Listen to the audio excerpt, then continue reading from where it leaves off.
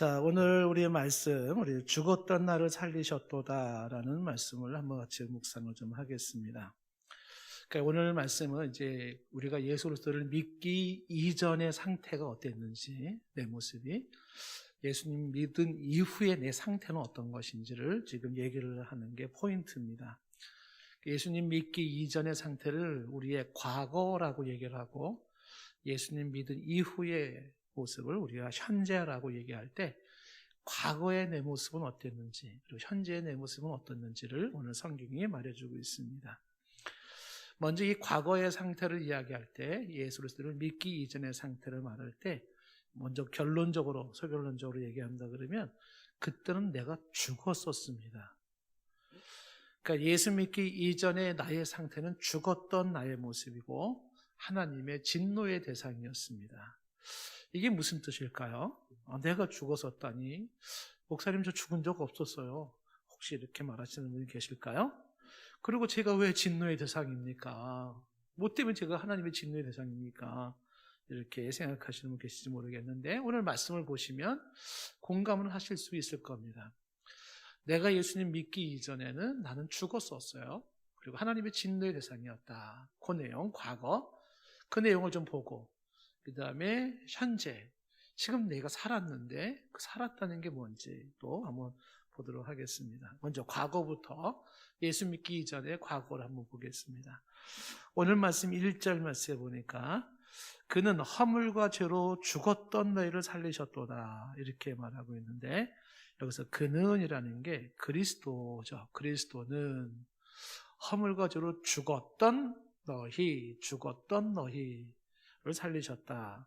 여기서 너희라고 하는 게 1차적으로는 에베소 교회 성도들이지만 그 다음에 또 2차적으로 좀 넓은 의미로 이방인들을 가리키면서 이 에베소를 읽고 있는 독자들을 일컫는 말이에요.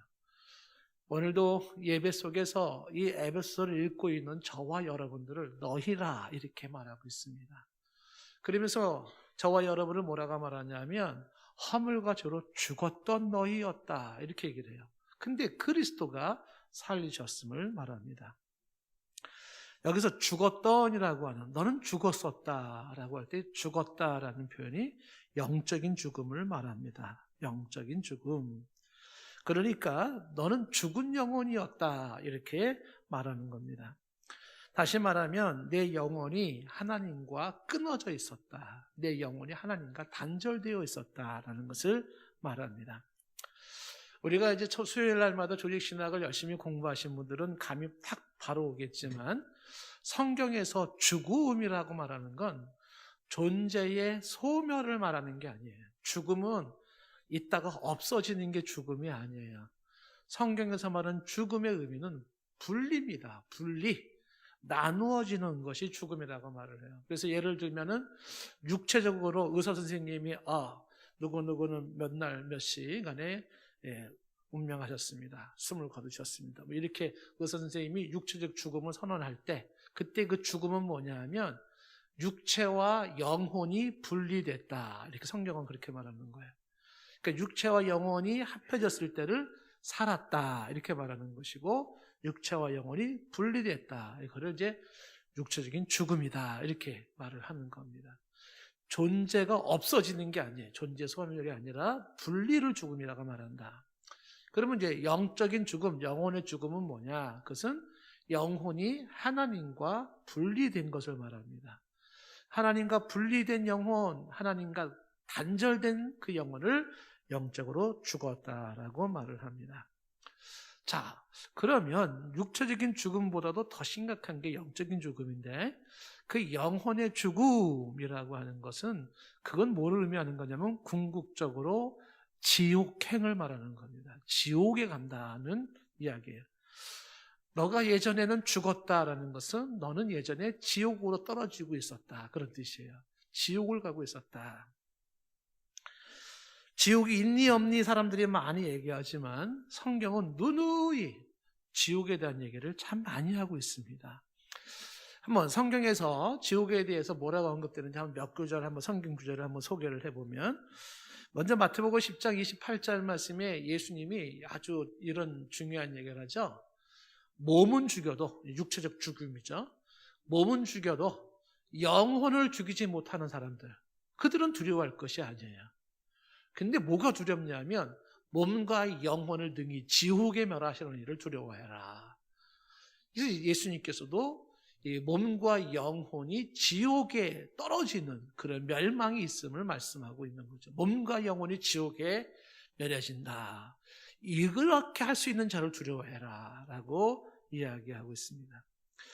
유다서 1장 7절 말씀에 보면은 거기에 소돔과 고모라 성의 이야기를 말하면서 그렇게 음란한 사람들이 받을 곳이 영원한 불의 형벌, 이렇게 나왔죠. 그 지옥을 설명할 때 영원한 불의 형벌이 있는 곳이 지옥이다, 이렇게 말합니다. 마태복음 25장 41절 말씀에 보면은 그 후반절에 보면 마귀와 그 사자들을 위하여 예비된 영영한 불, 이렇게 되어 있습니다. 그러니까 지옥은 원래 사람을 위해서 만든 게 아니에요. 지옥은 마귀와 그의 사자들을 위한 곳입니다. 근데 여기에 마귀를 충성스럽게 따라갔던 자들이 함께 마귀와 함께 들어가는 거예요. 마귀와 사자들을 위한 곳인데 영영한 불이 있는 곳이에요. 영영한 불, 그 지옥을 말하고 있습니다. 그 지옥은 마가복음 9장 43절에 보면 후반절에 밑에 좀 보시면 그 지옥 곧 꺼지지 않는 불, 이렇게 말했죠. 거기는 불이 꺼지지 않는다, 이렇게 말을 하고 있고, 마가복음 9장 48절에는 거긴 구더기도 죽지 않는다. 구더기도 죽지 않는 곳이다. 불도 꺼지지 않는다. 그런 곳을 지옥이라고 묘사를 하고 있습니다. 계시록 14장 10절에 보면 끝부분에 거기는 불과 유황으로 고난을 받는 곳이다, 이렇게 말했어요. 그리고 마태복음 25장 30절에서는 거기서는 후반절, 거기서는 슬피 울며 이를 갈미 있다, 이렇게 말을 하고 있습니다. 그 다음에 유다서 1장 6절에는 거기는 끝부분에 영원한 결박으로 흑암에 갇혀진 상태라고 말하고 있고, 유다서 1장 13절 말씀에도 거기는 영원히 예비된 캄캄한 흑암이다, 이렇게 말을 하고 있습니다. 그러니까 성경에서는 지옥에 대한 묘사가 아주 풍성하지, 학문적으로 풍성하게 설명이 되어 있지는 않지만 지옥은 부정하지 않고 그렇게 설명을 잘하고 있다는 사실이에요. 그게 조금 더 지옥에 대한 아마 좀 우리가 좀 설명을 든다면은 뭐 누가 지옥 갔다 온 사람 뭐 이런 이야기들을 그냥 참고 삼아 뭐 들어야 되겠죠. 자, 그런데 우리가 죽었던 내 영혼이 지옥을 가고 있었다 하는 그 지옥 얘기를 조금 더 실감 있게 아마 좀 경험할 수 있다 그러면 단테가 쓴 신곡을 좀 보시면 좋으리라 생각이 되어집니다. 그 단테가 신곡을 썼지 않습니까? 그 신곡이 이제 뭐 13세기 이제 이탈리아의 뭐 대표적인 문학 작품이죠. 그래서 제가 그 단테가 지옥편 설명한 거를 제가 일부를 한번 읽어드릴게요. 어떻게 설명하지? 제가 이게 단테가 쓴 글이라는 거를 전제하는 이유는 표현이 너무 적나라해서 설교에게 좀 적절치 않겠다라는 생각에서 이걸 소개를 해야 되나 말아야 되나 고민을 했습니다. 근데 세계적인 문학 작품에 나와 있는 내용이니까 내용의 일부 한번, 단테는 지옥을 얘기할 때 지옥을 9단계로 얘기해요. 그래서 저 밑에 9단계부터 맨 위에가 이제 림보라고 하는 것으로 해서 9단계를 얘기하고 있는데, 그 지옥의 편, 그러니까 지옥과 연옥과 천국에 대한 그 내용 중에 지옥편의 일부를 좀 보시면 이렇게 설명을 해놓고 있습니다. 뭐 단테의 그 지옥편에 대한 얽힌 뭐 유명한 말들은 참 많죠. 예를 들면은 뭐 불행 속에 있으면서 행복했던 시절을 회상하는 것만큼 쓰라린 고통은 없다. 그런 모습들, 불행 속에서 행복했던 시절을 회상하는 것만큼 쓰라린 고통은 없다. 지옥문에 딱 들어갈 때 일체의 희망을 버려라. 그러면서 들어가는 그 지옥의 모습의 그 적나라한 모습. 자, 일부를 한번 제가 읽어드릴게요. 성직자로서 탐욕과 돈에 미쳤던 망자가 돈절에 거꾸로 처박힌 채 괴물처럼 두 발을 허우적거리며 불에 타고 있는 모습. 아부와 사기, 미모로 음탕했던 망자들이 온몸에 곰팡이를 더덕더덕 붙이고 똥통에 허우적거리며 똥 묻은 손톱으로 제 몸뚱이를 핥히고 있는 모습. 장로이면서 탐관오리였던 망자가 끓는 송진구덩이에서 푸드덕거리는데 마귀들의 갈고리를 가지고 떠오르는 장로들을 사정없이 찍어대는 모습. 평소에 위선자 노릇을 했던 망자는 나부로 된 무거운 외투를 입고 한없이 걷는 모습. 그러니까 나부로 된 옷을 입고 끝없는 길을 걷는 게 동성애자들도 그렇다는 것들이 나오죠.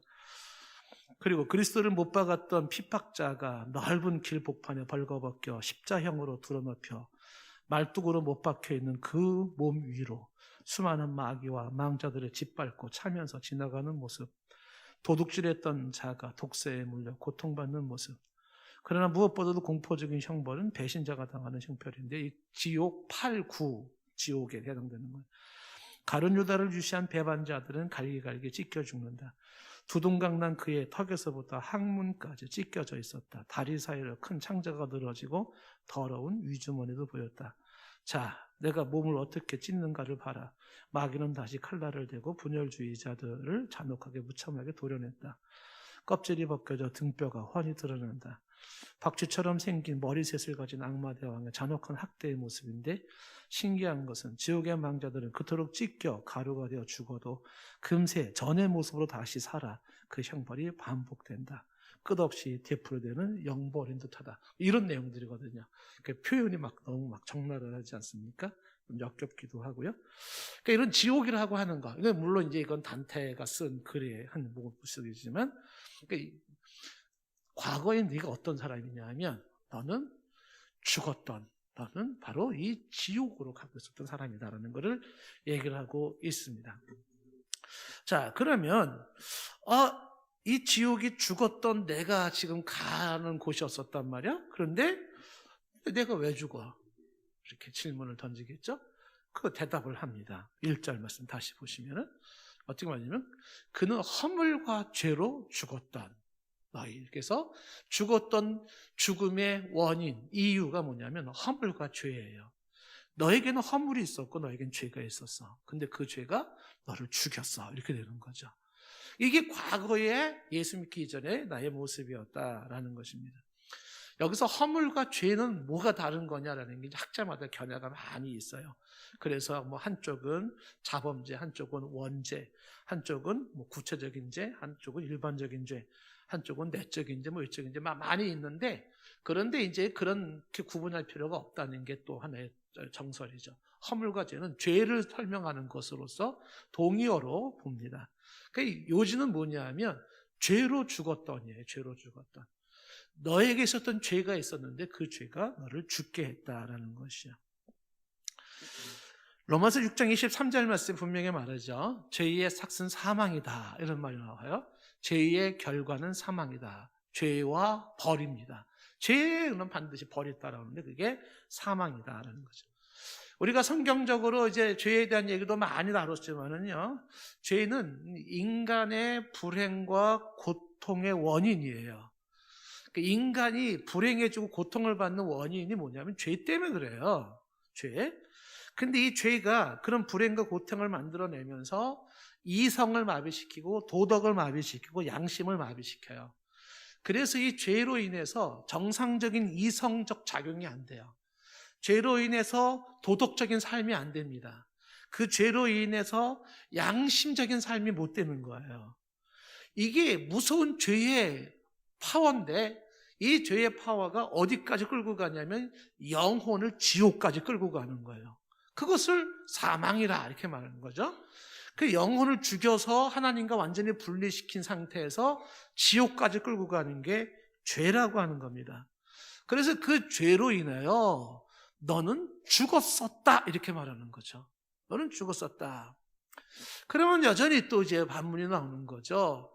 내가 무슨 죄를 졌다고 죄인 그렇게 얘기를 하냐 이렇게 말할 수 있습니다. 그래서 오늘 이제 2절부터 2절, 3절 이 두 절 말씀은 그 죄의 삶이 어떤 것이었는지를 설명해 주고 있죠. 너가 이렇게 살았다라는 거예요. 그래서 죄로 인한 삶의 세 가지 특징을 2절에서 두 개 얘기하고 3절에서 하나 얘기해서 세 가지 특징을 말을 하는데 그 죄의 삶의 세 가지 특징 중에서 요 2절에서 먼저 짚고 가야 될 단어가 하나 있어요. 그 세 가지 말하기 전에 뭘 짚어야 되냐면 여기 2절에 행하여 요 단어를 먼저 짚고 가야 됩니다. 행하여. 그러니까 그때 너희는 그 가운데서 행하여라는 거예요. 근데 이 행하여라는 걸 왜 짚고 가야 되냐면 요거를 모르면 크리스찬들이 대단히 혼란스러워져 버립니다. 왜냐하면 예수 믿기 이전에 그 죄의 삶이라고 하는 세 가지 특징이 예수 믿은 이후에도 그 세 가지 특징이 나타나요. 그런데 예수 믿기 전과 후에 결정적인 차이가 뭐냐면 이게 행하여 요 차이입니다. 행하여 요 차이. 그리고 행하여라는 게 무슨 뜻이냐면은 요게 과거의 거의 규칙적인 습관 이렇게 말하는 거예요. 과거의 규칙적인 습관을 말할 때 행하여라는 단어를 쓰고 있는 겁니다. 영어로 used to live 이렇게 말을 하고 있는데 그러니까 무슨 얘기냐면 지금부터 세 가지의 죄된 삶이 너에게는 아주 규칙적으로 나타났었고 그 다음에 자연스러웠고 아주 일반적이었다. 이거예요. 근데 이 지금부터 말한 세 가지 이 모습이 그렇게 자연스럽고 일반적이면서 심지어는 그 세 가지를 과거에는 어떻게 행했던 그 모습이 그 죄를 즐기고 그 죄를 의도적으로 행하면서 그 죄를 자랑까지 해 사람들한테. 그랬던 너가 바로 죄로 죽었던 모습이다 이렇게 말을 하고 있는 거예요. 자, 그러면 죄로 죽었던 내 모습 그 죄된 행동이 어떤 거냐? 첫 번째가 뭐냐면 이 세상 풍조를 따랐다는 거예요. 이 세상 풍조를 따라가는 삶이 자연스러웠고 이 세상 풍조를 따라가는 삶이 일반적이었고 이 세상 풍조를 따라가는 것을 의도적이었고 그리고 의도적으로 살았어요. 그리고 그것을 아주 하나도 이상하지 않게 생각했다는 거예요. 세상 풍조를 따라갔었다는 거죠. 세상 유행을 따라갔고 세상 가치관을 따라갔다는 이야기예요. 세상 방식으로 살았던 너의 모습을 말씀하고 있는 겁니다.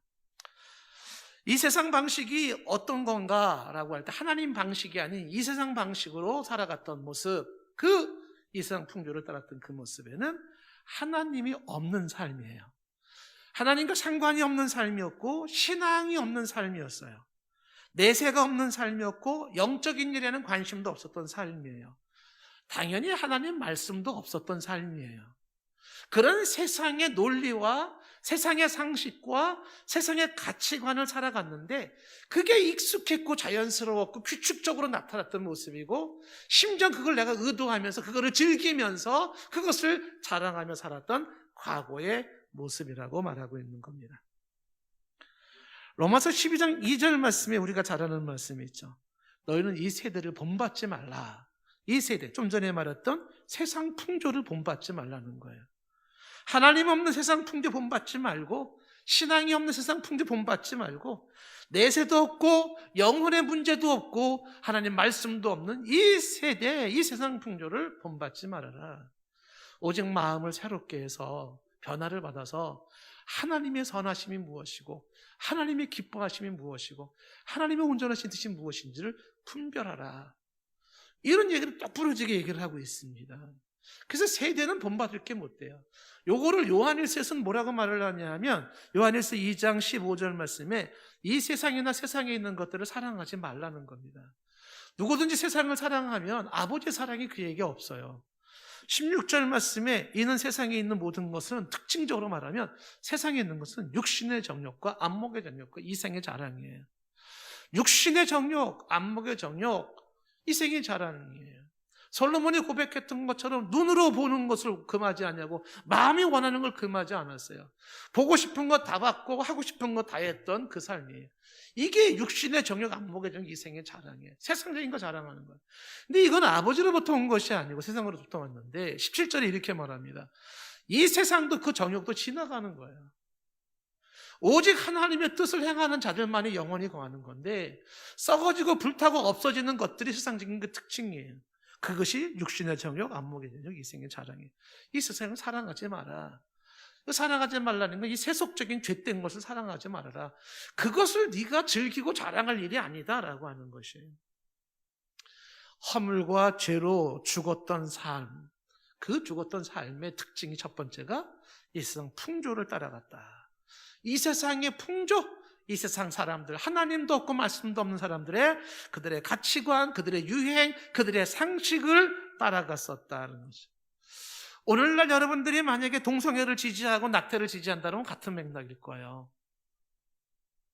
그런 사람들이 지금 뭐예요? 국회를 장악하고 있지 않습니까? 그러면서 동성애를 합법화시키고 낙태를 합법화시키고 있잖아요. 예? 요즘은 뭐 간통죄도 합법화시키고 그러잖아요.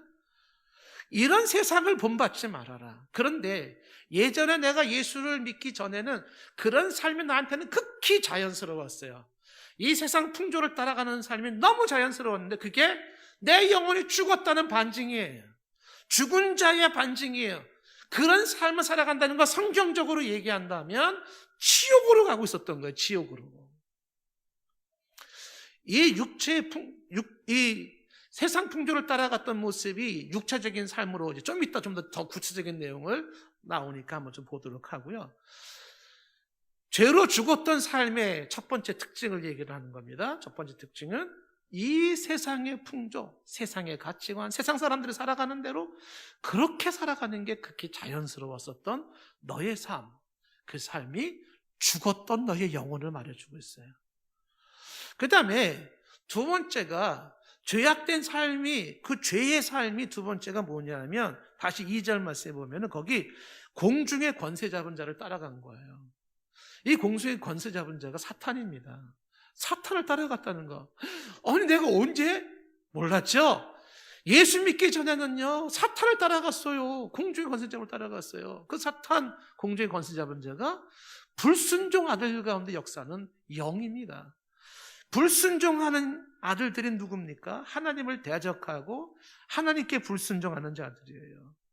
그렇게 역사하는 그러한 영, 이 악령 사탄을 따라갔었다고 말을 하고 있습니다. 대부분 사람들이 눈치채지 못하는 일이죠. 그 사탄을 따라갔었던 것이 바로 죄악된 삶의 모습이에요. 교회에서 말하지 않으면 결코 누구도 말해주지 않는 사실. 에베소서 6장 12절 말씀. 이런 건 어디서 누가 가르쳐주지 않아요. 우리의 씨름이라고 하는, 씨름이 스트러글링이에요. 우리가 막 투쟁하는 건데 우리 인생의 투쟁에서 진짜 중요한 투쟁이 뭐냐면 혈과 육을 상대로 하는 게 아니에요. 눈에 보이는 육체적인 싸움, 이 정도 싸움은요 사실은 싸움축에도 안 들어가요. 그럼 뭐가 진짜 싸움이냐 하면 통치자들과 권세들과 어둠의 세상 주관자들과 하늘에 있는 악한 영들을 상대하는 거예요. 영적 전투, 영적 전투. 여기 말하는 통치자, 권세자들, 어둠의 세상 주관자들, 악한 영들이니까 사탄의 계급을 말하는 건데, 악령들의 계급을 말하는 건데, 영적 전투가 진짜 심각한 전투임을 말해주고 있는 겁니다. 많은 사람들이 인생을 살면서 배후의 악한 영과의 싸움이라고 생각하는 사람들은 많지는 않을 겁니다. 제가 여기 시흥동에 동산교회 부임한 이후로 정말 참 혼자 많이 싸웠던 것 중에 하나가 뭐냐면 지역을 덮고 있는 악한 영들과의 싸움이었어요. 기도할 때 유난히 이 시흥동에 여러분 아시죠? 20m 도로 앞에 술집들, 점집들. 그래서 서울 시내에 이런 지금 첨단 과학 시대에 이렇게 아직도 이런 홍등가가 이렇게 있고 말이죠. 그리고 이렇게 점집이 많은 곳이 있을까 싶을 만큼. 그러면서 깨진 가정들. 제가 나중에 아마 은퇴될 때쯤은 글을 다 쓸지도 몰라요. 가정의 자녀들이 버림받아가지고요. 사연들이 말도 못해요. 그런 아주 어려운 모습들을 보면서 이거는 1차적으로 영적인 전쟁에서 저 배후의 악한 영을 물리쳐야 된다는 생각을 가졌어요. 지역을 점령하고 있는 더러운 귀신을 쫓아내야 되고 가정을 파탄시키고 그리고 아주 문란하게 만들어 놓는 제가 구체적으로 말을 하면 충격받을 거예요. 어마어마한 사건들이 이런 모습들이 만연했던 이런 곳에 이게 그냥 일반적인 가치관의 문제가 아니라 악한 영의 배후라고 하는 저는 판단을 가지고 기도를 했습니다.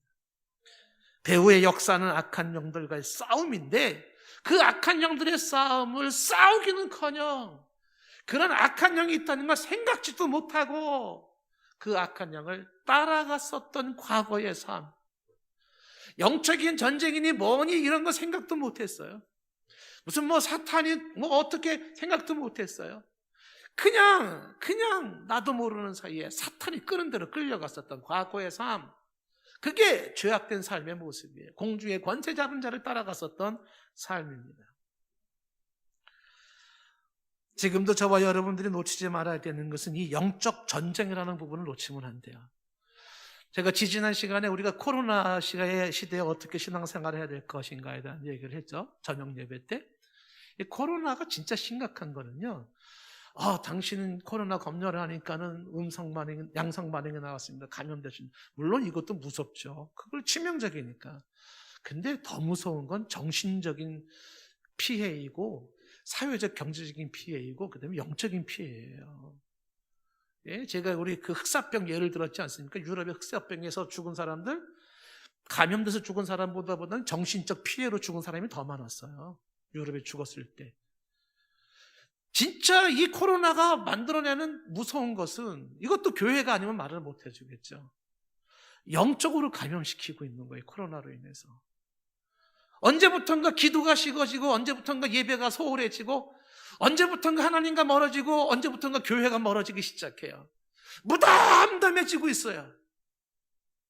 무섭게 감염된 겁니다. 영적으로. 편리주의에 빠져 있어요. 보이지 않는 악한 영들과의 싸움이라고 하는 이 치열함을 생각하지 못하는 겁니다. 공중의 권세 잡은 자가 정체를 드러내지 않냐고 혹은 강명한 천사로 서서히 끌고 갑니다. 그 끌고 가는데 비판력이 없이 분별력이 없이 따라가는 거예요. 그러면서 내 영혼은 서서히 죽어갔던 그 모습이. 영적으로 죽은 자의 특징으로 얘기를 하고 있는 것이 지금 2절에서 얘기하는 건 두 가지. 세상 풍조를 따랐다. 공중의 권세 잡은 자를 따랐다. 그런 삶이 극히 자연스러웠고 그런 삶이 아주 익숙했다. 그게 일반적이었다. 그런 삶에는 최소한 창조주 하나님도 없었고 그런 삶에는 최소한 영혼에 대한 고뇌도 없었고 영적인 전투 문제도 생각이 없었고 내세도 없었던 모습이죠. 하나님 말씀과 상관이 없이 살았던 너의 그 모습. 그게 뭐예요? 예수 믿기 이전의 네 모습. 죽었던 너의 모습이라고 말하는 거예요. 이 죽었던 너의 모습이 왜 죽었다고요? 너의 그 허물과 죄로 죽었는데 허물과 죄로 죽은 삶의 두 가지 특징을 얘기했어요. 2절에서 3절에서 하나 더 얘기하죠. 허물과 죽을 죽었던 특징, 죄된 삶의 세 번째 특징이 뭐냐면 3절에 보면 우리도 다 그 가운데서 우리 육체의 욕심을 따라 지내며 육체와 마음이 원하는 것을 했다. 이렇게 말하고 있죠. 전에는 이라는 게 아까 말했던 이게 과거는 예수 믿기 전에는 그런 거죠. 허물과 죄로 살던 그때. 여기 우리도라고 하는 것은 1절에서 너희는과 대조적이잖아요. 1절에 너희는 이거는 이방인들을 말하는 것이고 3절에서 우리는 유대인들을 말하는 건데 사도 바울을 포함해서 이방인이든 유대인이든 다 할 것 없이 다 죽었던 자들이라는 거예요. 그래서 다 그 가운데서라는 그 불순종하는 아들들 가운데서 이런 거죠. 그리고 세상 풍조를 따르고 공중의 권세 잡은 자를 따랐던 그런 모습을 살면서 하나 특징이 또 뭐예요? 세 번째가 육체의 욕심을 따랐다는 거예요. 육체의 욕심을 따라서 육체와 마음이 원하는 것을 했다라고 말하죠. 다시 말하면 육체적인 삶, 본능적인 삶, 쾌락적인 삶을 사는 겁니다. 육체적인 삶이란 뭐가 육체적인 삶이지? 그걸 우리가 2020년 10월 4일 날 설명을 했어요. 갈라디아서 5장 19절 20절에서. 갈라디아서 5장 19절에 보세요. 분명히 말합니다. 19절 20절에 말하기를 육체의 일은 분명하죠. 뭐가 육체의 일이에요? 첫 번째가 성적인 범죄입니다. 음행과 더러움과 호색이에요. 육체의 일이 자연스러워요. 뭐가? 음행과 더러움과 호색이 자연스러워요. 음행은 음란입니다. 음란. 포르노 만화, 포르노 영화, 포르노 잡지, 포르노 예술작품, 음담 배설, 동영상 이런 것들. 이런 게 육체의 일이잖아요. 더러운 것은 성적인 불결함이고 호색함이라고 하는 것은 주색잡기란 말이에요. 이런 것들이 육체의 일인데 이게 규칙적으로 아주 자연스럽게 일반적이었고 그런 게 있음에도 불구하고 그걸 뭐라 그래요? 부끄러워하거나 회개하거나 안타까워하는 게 아니라 자랑하고 의도적으로 말하면서 사람들과 함께 오히려 그걸 말하고 다녀요. 이게 모습이 육체의 죄, 열매, 육체의 모습들. 자, 그런 것뿐만 아니라 육체의 일은 그 다음에 20절에 뭐라고 말하지? 종교적인 죄로 우상숭배와 주술이 있죠. 우상숭배는 하나님 아닌 다른 것들을 신으로 섬기는 것이고, 주술은 마술, 접신, 무당, 시흥동에 아주 많은 점치러 다니는 거예요. 이런 것들이 바로 육체의 일이었다. 이게 내가 죽었던 때에 아주 자연스러웠던 모습들이라는 거예요. 죽었었던 때의 모습이다. 그 다음에 이어지는 말씀에 뭐라고 말합니까? 사람들과의 관계에 있어서 원수 맺는 게 있잖아요.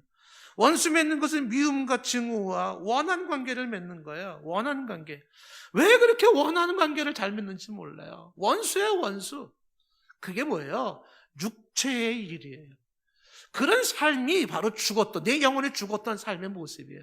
시체에게 나타나는 현상이 있어요. 혐오감이 있고 시체에게 나타나는 냄새가 있어요. 그 더러운 추함이 있고 역겨움이 있듯이 영혼이 죽은 자에게 나타나는 냄새가 있고 영혼이 죽은 자에게 나타나고 있는 모습이 있는데, 그게 이런 모습들이에요. 성적인 추한 모습과 함께 나타나고 있는 우상숭배와 주설과 원수 맺는 것들과 원한을 맺고 저주하고 미워하고 하는 거죠. 뿐만 아니라 분쟁도 육체의 열매로 말하고 있잖아요. 분쟁이 뭡니까? 호전적인 걸 말하는 거예요. 싸우는 거를 좋아하는 겁니다. 그래서 이 호전적인 사람은 뭐예요? 불화가 잦아요. 아주 불화가 잦습니다. 여러 사람하고 자꾸 부딪히는 거예요. 싸우는 겁니다. 이게 죽은 자들에게 나타나는 육체의 일이에요. 뿐만 아니라 시기가 있어요. 독을 뿜어내는 증오입니다. 분냄은 뭡니까? 폭발적인 분노예요. 발작하듯이 그렇게 터트러지는 분노를 말하고 있는 것입니다. 조절이 안 되는 거. 분노 조절 장애라는 말이 요즘 나올 정도 아닙니까? 그래서 그런 모습들이 다 이게 사람에게 있을 수 있는데, 그게 아주 자연스러웠고 일반적이었으며 보편적이었었고, 그것이 의도적으로 만들어내고 그것을 자랑하며 다녔던 과거의 너의 모습, 죽었던 너의 모습이 그런 모습이었다. 분냄뿐만 아니라 당짓는 것이 있죠. 파벌을 만들어서 모략하고 음모를 하고 꾸미면서 나누는 거죠. 이게 분열함으로 만들어내요. 이어지는 분열에 불화와 불일치를 말하고 이단에 빠져 있고, 그 다음에 21절에 보면 투기에 또 빠져 있지 않습니까? 남의 것을 가로채고 탐내는 모습들이에요. 뿐만 아니라 21절에 뭐라고 말하고 있냐면 그 육체의 일이 술 취함이에요. 술에 취해 있어요. 그리고 방탕함입니다. 흥청거리고 무분별하게 살아가죠. 이런 것들인데 전에 너에게 경계했지만, 이런 일을 하는 자들은 하나님의 나라를 유업으로 받을 수 없다는 사실이에요. 이게 무슨 말입니까? 지옥 백성들에게나 나타나는 모습이라는 거예요. 천국 백성에 나타나는 모습이 아니에요. 그런데 이런 모습이 아까 얘기했던 행하고라는 말에서 말한 것처럼 이런 삶이 예수 믿기 전에는 의도적이었고 습관적이었어. 이거를 즐겼습니다. 이런 부분에 대한 슬픔도 없고, 이런 자기의 삶에 대한 번뇌도 없고, 이런 삶에 대한 안타까움도 없고, 이런 삶에 대한 통회함도 없고, 당연시 여기면서 심지어는 자랑하면서 너 먹어봤어? 너 해봤어? 너 거기 가봤어? 나 해봤거든, 먹어봤거든, 이러면서 살았다라는 거예요. 부끄러운 줄 모르고, 그게 자기 영혼의 죽은 썩은 시체에서 나는 냄새인 줄도 모르고 세상에 그렇게 살아갔고 사람들은 그렇게 살아가는 거예요.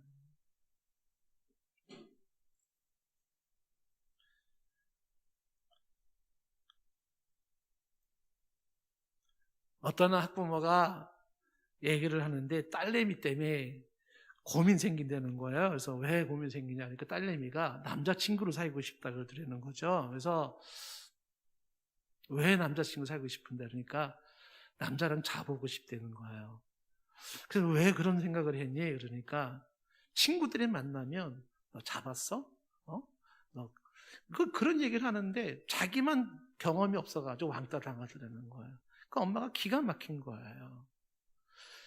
그런 경험이 없으면 얘기가 안 된다는 거예요. 친구들한테. 이거 어떻게 설명을 해야 됩니까? 그런 생활들이 성경에서 지금 말하고 있는 이런 생활들이 그게 아주 자연스럽게 의도적이고 당연시 여기면서 그걸 자랑하는 세대들이에요. 공중에 권세 잡은 자가 끌고 가는 게 뭔지도 몰라요. 코 껴가지고 끌고 가고 있고 나를 도살장으로 끌려가는 것 같은 건데도 모르고 끌려가고 있는 거거든요. 그게 그런 모습이 바로 과거의 내 모습이었다. 예수님을 믿기 이전에 나는 이렇게 세상의 풍조를 따르고 공주의 권선잡을 따르면서 육체의 본능이 원하는 것을 금하지 않고 살았던 삶이었었다라고 이야기하는데, 이런 삶의 결론이 뭐라고 말을 하고 있습니까? 오늘 말씀 3절에 분명히 말하고 있죠. 바로 본질상 진노의 자녀라고 말하고 있는 거죠. 본질상 진노의 자녀였더니, 내가 진노의 자녀였다는 걸 말하고 있는 거죠. 태생적으로 천성적으로 진노의 자녀였어요. 하나님의 노여움의 대상이었어요. 하나님의 분노의 대상이었어요. 하나님의 심판의 대상이었고 하나님의 형벌의 대상이었어요. 영원히 버림받은 자녀였고 사탄의 종이 되어 살았어요. 사탄과 함께 지옥으로 가고 있었던 상태를 말하고 있는 겁니다. 오늘 말씀에서 너의 과거는 뭐냐? 죽었던 너희를 말하고 있는 거죠. 허물과 죄로 죽었던 너희. 그래서 세상 풍조를 따르고 공주의 권세자를 따르고 육체 욕심을 따라 살았던 너의 과거의 모습. 그런데 그런 내가 현재 살았다는 겁니다.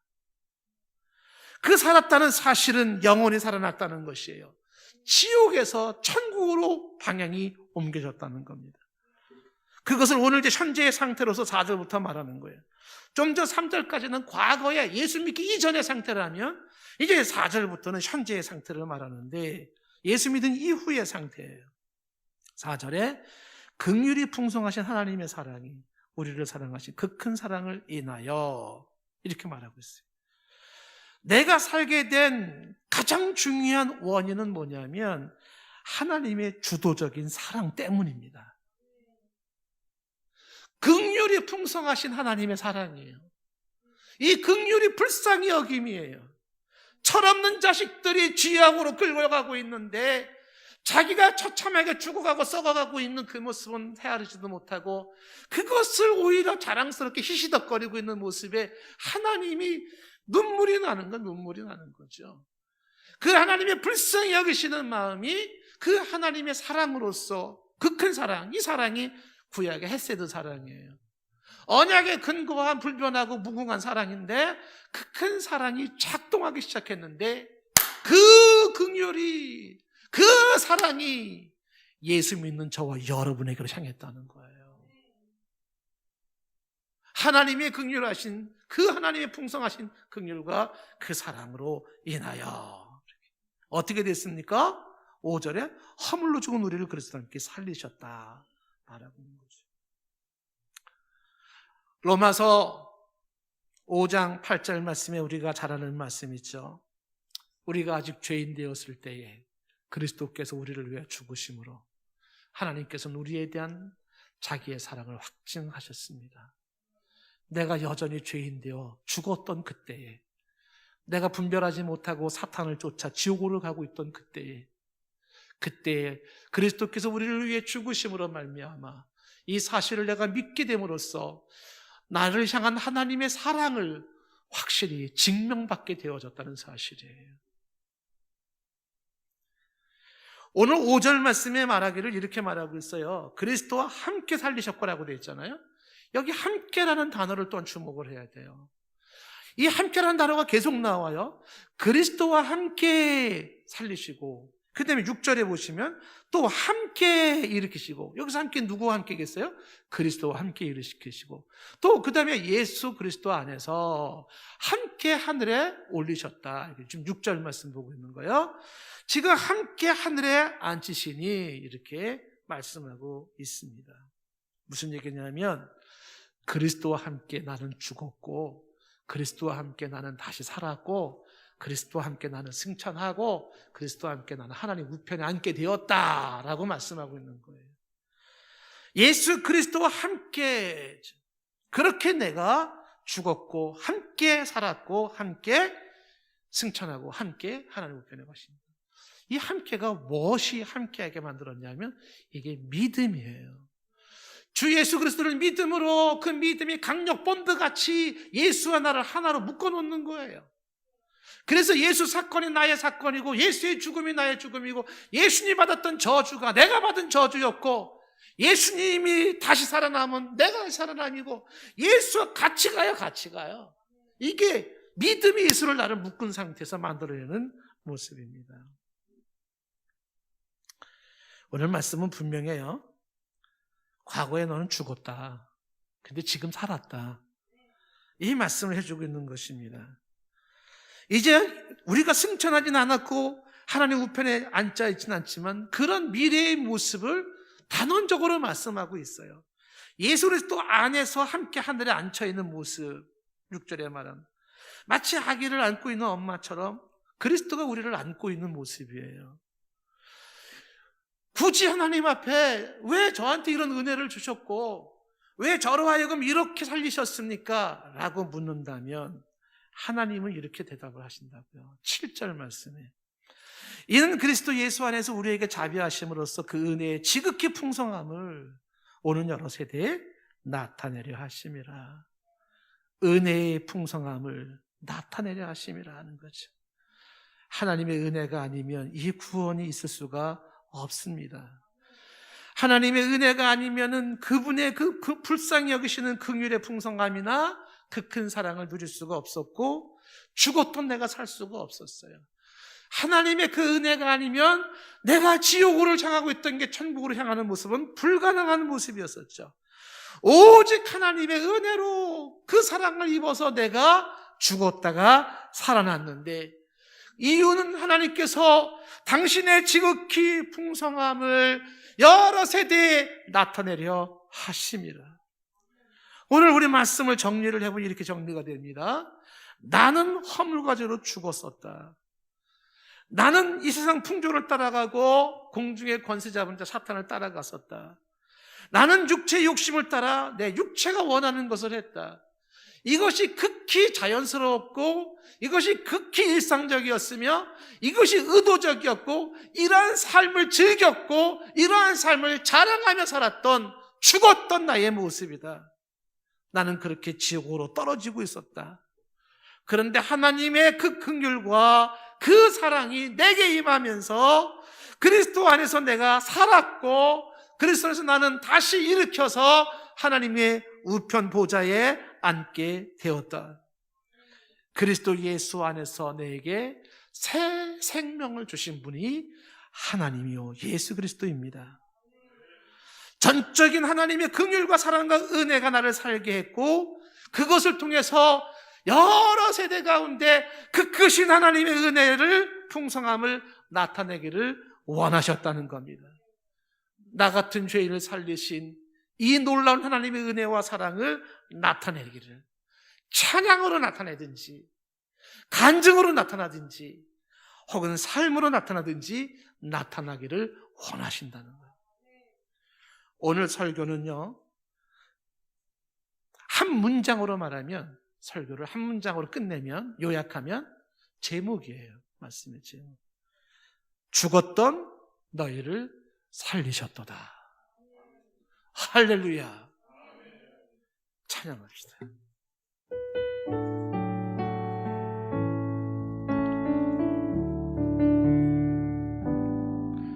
나를 지으신 이가 하나님, 나를 부르신 이가 하나님, 나를 보내신 이도 하나님, 나의 나 된 것은 다 하나님 은혜라. 나의 달려갈 길 나가도록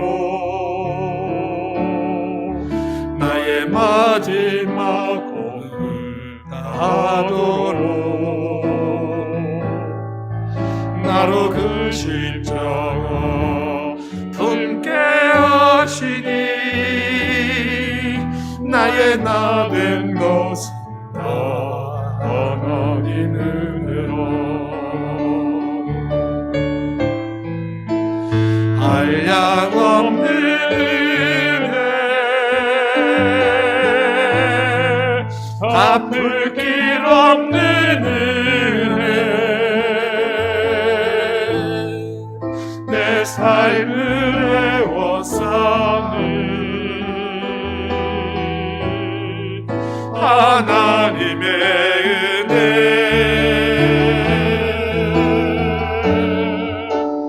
주저함 없이 그 땅을 밟음도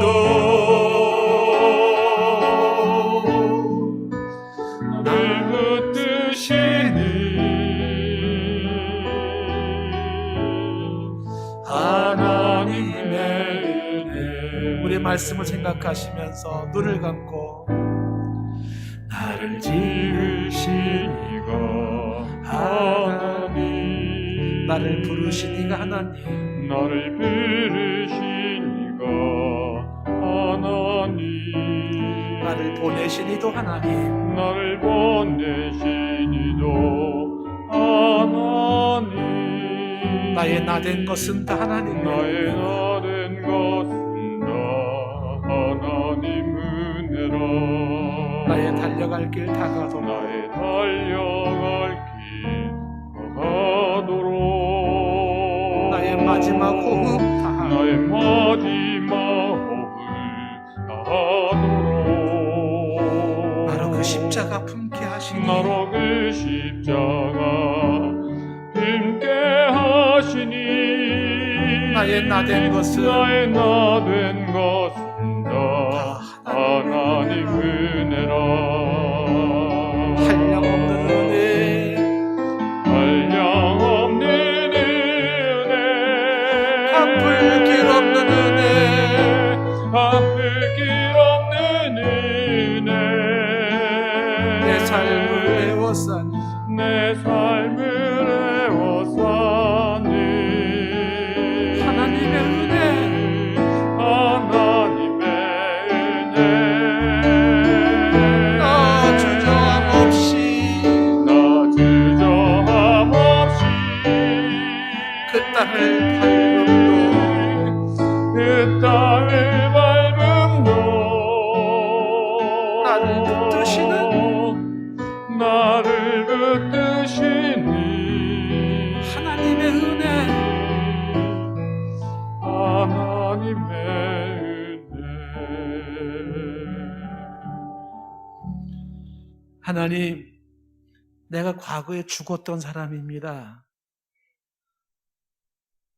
그래서 이 세상 풍속을 쫓고 공주의 권세 잡은 자를 따르고 육체의 본능을 따라 살아가는 삶이 자연스러웠고 그것이 당연한 줄 알았던 그런 지옥의 삶을 살았습니다. 그런데 하나님의 긍휼하심과 그 큰 사랑이 그리스도 예수 안에서 나를 이 죽음에서 건져주셨습니다. 이제 내가 예수 때문에 다시 살았습니다. 천국 백성 되었고 지옥에서 건진받았습니다. 감사합니다. 하나님, 이 은혜를 어떻게 갚아야 할런지 하나님의 그 사랑 너무너무 감사하고 그 풍성한 사랑이 나의 삶과 찬양과 나의 간증과 내 삶의 모든 모습 속에서 풍성하게 드러나기를 원합니다. 하나님, 너무너무 감사합니다. 구원해 주셔서 감사합니다. 살려주셔서 감사합니다. 나에게 새 생명을 주셨사오니 영광 받으시옵소서. 예수님의 이름으로 기도드리옵나이다. 아멘.